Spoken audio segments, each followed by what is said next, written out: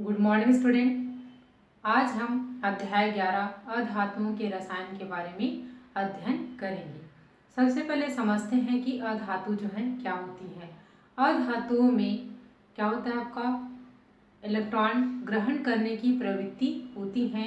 अतः अधातुएं जो है ना, क्या करती है, आपका इलेक्ट्रॉन ग्रहण करके ऋण आवेशित हो जाती है। इसलिए ये जो है क्या होते हैं, मतलब विद्युत ऋणात्मक जो है होती हैं। अधातुओं के अंतर्गत में है ना, जैसे बहुत सारे तत्व जो है आते हैं, जिसमें से 22 तत्वों के बारे में है ना पूर्णतः जानकारी जो है ज्ञात है। जैसे आपका कार्बन, नाइट्रोजन, ऑक्सीजन है ना, इन सभी गैसों के बारे में जानकारी जो हमें प्राप्त है। इसके अलावा हम चलते हैं कि अधातुओं की भौतिक विशेषताएं जो है क्या होती है। तो आप लोगों ने मतलब पूर्व क्लासेस में आप लोगों ने पढ़े होंगे धातु है और अधातु है, इनकी विशेषताओं के बारे में। तो जानते हैं कि अधातुओं की भौतिक विशेषताएं जो है कौन कौन सी होती हैं। अधातु जो है मुख्यतः ठोस, द्रव और गैस तीनों अवस्था में मतलब पाई जाती हैं। अधातुओं की विशेषता में है ना क्या होती है, इसमें मतलब तन्यता का गुण जो है मतलब नहीं पाए जाते हैं, यानी इनसे तो यह तार जो है नहीं बनाए जा सकते। उसी प्रकार से अधातुएं जो होती हैं वो क्या होती है, आपका क्षणभंगुर होती है, यानी कि पीटने पर क्या हो जाते हैं, वो टूट जाते हैं। इसके अलावा जैसे बहुत सारे अधातु हैं, जैसे आपका ग्रेफाइट है या फिर आपका आयोडीन जो होता है, ये सभी को छोड़ करके मतलब ये जो है ना छोड़ करके सभी जो अधातुएं जो होती हैं उष्मा और विद्युत की क्या होती हैं, कुचालक जो हैं होती हैं। उसी प्रकार से आपका ग्रेफाइट है और जो आयोडीन है, ये इन दोनों को छोड़ करके प्रायः अधातु में क्या होती है, चमक नहीं होती, यानी कि आयोडीन है और ग्रेफाइट जिसमें क्या होती है, चमक जो है पाई जाती है। शेष सभी अधातुएं जो होती हैं जिसमें चमक जो है नहीं पाया जाता। हीरा जो है ना, क्या होता है, प्रकृति में कठोर अवस्था में पाया जाता है। तो हीरा को केवल छोड़ करके शेष सभी अधातुएं जो होती हैं है ना, वो जो है क्या होता है, कठोर जो है नहीं होता। अर्थात अधातुएं जो होती है क्या होता है, आपका तीनों अवस्था में पाया जाता है, ठोस, द्रव और गैस तीनों अवस्था में यह जो है पाया जाता है। आइए चलते हैं थोड़े अधातुओं के संबंध में कि आवर्त सारणी में है ना, इनका जो स्थान जो है कहाँ होता है।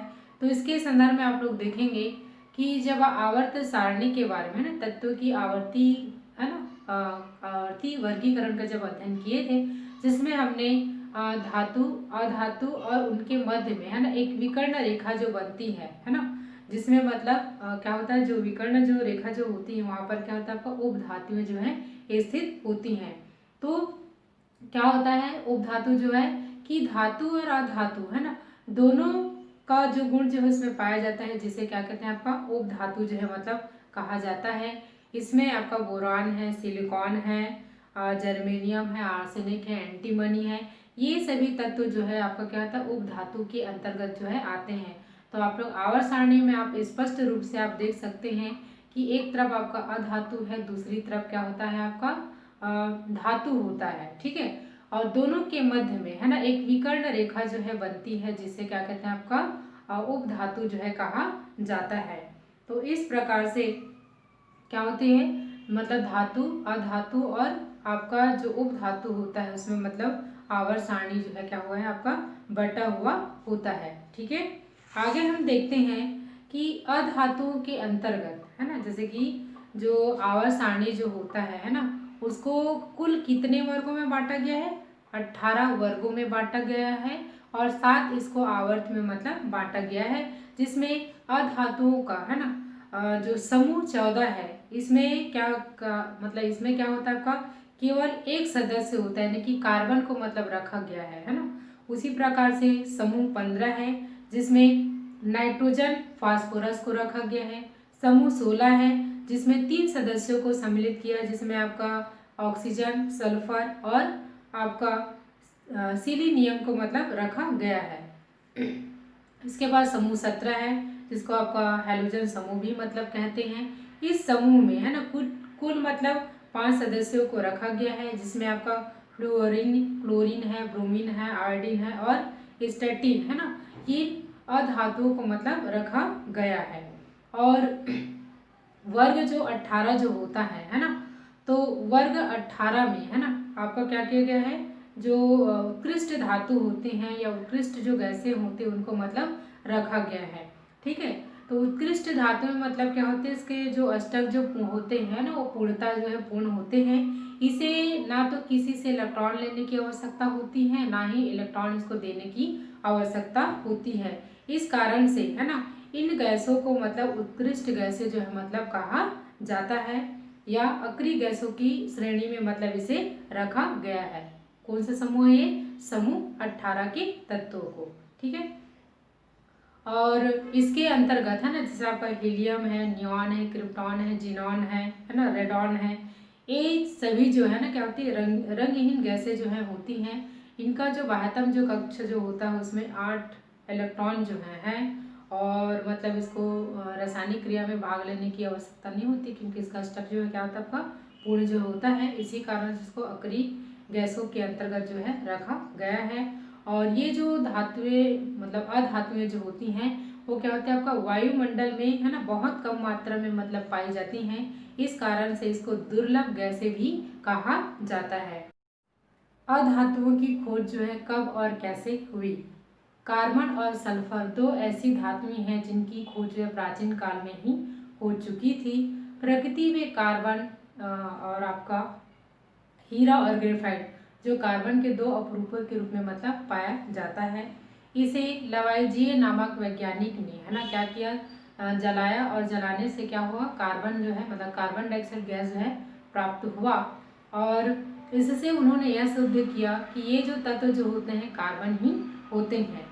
इसी प्रकार से, है ना, बहुत सारे और वैज्ञानिक आए जिन्होंने आपका क्या किया, मतलब ऐसे ही अन्य अधातुओं की उन्होंने खोज जो है किया। जैसे फास्फोरस की जो खोज है वो आपका मध्य काल में, है ना, हैम्बुर्ग के एक व्यापारी ने, आपका हैनिंग ब्रांड नामक वैज्ञानिक ने किया था। फिर मध्य काल तक, है ना, गैसीय पदार्थों के बारे में पूरी जानकारी जो है नहीं थी। फिर बाद में बहुत सारे ऐसे रसायनक जो है ना आते गए जिन्होंने मतलब अपने खोजों के माध्यम से या लगातार कई प्रयोग किए, जिसके माध्यम से बहुत सारी ऐसे अधातुई गैसों का मतलब आविष्कार जो है हुआ। 18वीं शताब्दी के मध्य में, है ना, हेल्स नामक वैज्ञानिक ने एक यंत्र का निर्माण किया जिसका नाम है गैस यांत्रिकी ड्रम का निर्माण किया, जिसके दौरान, है ना, मतलब क्या हुआ, आपका दहन और अन्य अभिक्रियाओं से उत्पन्न गैसों को क्या किया जाए, इकट्ठा करना जो है संभव था। और इस उपकरण की सहायता से बहुत सारे वैज्ञानिकों ने पृथक कर उनका अध्ययन किया, है ना, बहुत सारे ऐसे गैस थे उन्हें पृथक करके उन्होंने अध्ययन जो है किया था। इस प्रकार से गैसीय अधातुओं की खोज करना जो है संभव हुआ। इसके बाद, है ना, आपका इसीलिए एक स्वीडिश नामक वैज्ञानिक ने 1771 में फ्लोरीन और 1774 में क्लोरीन नामक तत्व की जो है उन्होंने खोज किया। अक्रिय गैसें प्रकृति में, है ना, स्वतंत्र अवस्था में मतलब पाई जाती हैं, किंतु इसकी अत्यधिक मतलब कम मात्रा जो है ना, मतलब अल्प मात्रा जो है मतलब पाई जाती है। इस कारण से इसको खोज करने में बहुत अधिक समय लगा। 1785 में कैवेंडिश नामक वैज्ञानिक ने, है ना, वायु के उन्होंने प्रयोग किया। उन्होंने वायु से जब नाइट्रोजन और ऑक्सीजन गैस की, है ना, मतलब गैस को पृथक किया, तो उन्होंने मतलब एक बुलबुला देखा, परंतु, है ना, ये जो है मतलब आर्गन था, लेकिन इसे मतलब पहचान जो है नहीं पाए। फिर बाद में, है ना, ऐसे ही मतलब क्या करने लगा, मतलब नए जो तत्व के रूप में पहचानने में लगभग इसको 100 वर्ष का अधिक समय जो है लगा। सन 1894 में, है ना, रैमसे और रैले नामक दो वैज्ञानिकों ने वायु से प्राप्त नाइट्रोजन का घनत्व, है ना, शुद्ध नाइट्रोजन की अपेक्षा क्या होता है, अधिक जो है होता है। तो इससे उन्होंने यह निष्कर्ष निकाला कि, और उन्होंने इन गैस को मतलब अलग किया और इसे आर्गन नाम जो है दिया गया। तो रैमसे ने ही अन्य अक्रिय धातु जैसे हीलियम है, क्रिप्टॉन है, जीनॉन है, इन तत्वों की उन्होंने खोज जो है किया। और लगभग 19वीं शताब्दी के आते आते, है ना, यानी कि अंत तक अधिकतर अधातुओं की खोज जो है हो चुकी थी। अधातुओं के रासायनिक अभिक्रियाओं के बारे में तो सबसे पहले हम समझते हैं कि अधातुएं जो होती हैं वो धातुओं के साथ में अभिक्रिया करके क्या बनाती हैं। तो आइए हम इसे समीकरण के माध्यम से समझते हैं। सबसे पहली विशेषता में हम देखेंगे कि कोई जो अधातु जो होती है ना, तो अधातु हम क्या लेते हैं, आपका ऑक्सीजन ले लेते हैं, ये आपका क्या है, अधातु है, और ये आपका क्या है, धातु है। तो दोनों आपस में क्रिया करके है ना क्या करते हैं, आपका आयनिक यौगिक का निर्माण करते हैं। क्या करते हैं, आपका आयनिक यौगिक का जो है निर्माण जो है करते हैं। तो यहाँ पर ये बना लेता है आपका क्या, 2MgO यानी मैग्नीशियम ऑक्साइड का क्या करता है, निर्माण जो है करता है। तो इस प्रकार से धातुएं जो है ना, यानी कि अधातु जो होता है वो धातु के साथ में है ना क्रिया करके क्या बनाता है, आपका ऑक्साइड जो है बनाते हैं। दूसरी विशेषता में हम देखेंगे कि अधातुएं जो होती हैं वो क्लोरीन के साथ में अभिक्रिया करती हैं, और अभिक्रिया करके ये जो है क्या करना बनाती है, आपका सहसंयोजी यौगिक का निर्माण जो है करती हैं। अधातुएं जो है अनेक सहसंयोजी यौगिक बनाती हैं। ठीक है, तो इसके बारे में हम देखेंगे। ठीक है, तो सबसे पहले यहाँ पर देखेंगे दूसरी विशेषता में कि यह जो है क्लोरीन के साथ में क्रिया करके क्या बनाती हैं। तो यहाँ पर ले लेते हैं है ना, कोई सा भी एक अधातु ले लेते हैं है ना। तो यहाँ पर हम क्या ले लिए, कार्बन, और एक यहाँ पर ले लेते हैं क्या, क्लोरीन के साथ क्लियर देख रहे हैं तो Cl2। अब ये जो है ना आपस में है ना क्या करेंगे, आपका आपस में क्रिया करके है ना क्या बना लेते हैं यहाँ पर। तो यहाँ पर ले लेते हैं हम 2 मतलब 4 क्लोरीन ले लेते हैं, तो ये मिल करके CCl4 बनाते हैं है ना, कार्बन टेट्राक्लोराइड का क्या करते हैं, निर्माण जो है करते हैं। तो इस प्रकार से मतलब आपका जो अधातुएं जो होती है वो क्लोरीन के साथ में क्रिया करके क्लोराइड जो है बनाती हैं। नेक्स्ट देखते हैं हम अधातुओं का ऑक्साइडों की प्रकृति जो है किस प्रकार से होती है। तो जैसे कि सल्फर है, वो आपका ऑक्सीजन के साथ में है ना क्रिया करके, ऑक्सीजन से क्रिया करके क्या बनाता है, आपका सल्फर डाइऑक्साइड जो है बनाता है। और सल्फर डाइऑक्साइड का जल में है ना विलयन जो है कैसा होता है, आपका अम्लीय होता है। तो इसको हम समझ सकते हैं किसका, आपका सल्फर का ना, सल्फर डाइऑक्साइड का है ना जल के साथ में जो विलयन जो होता है वो कैसे होता है, आपका कैसे होता है, विलयन जो है अम्लीय होता है। तो यहाँ पर क्या बना लेगा, ये H2SO3 बनाता है।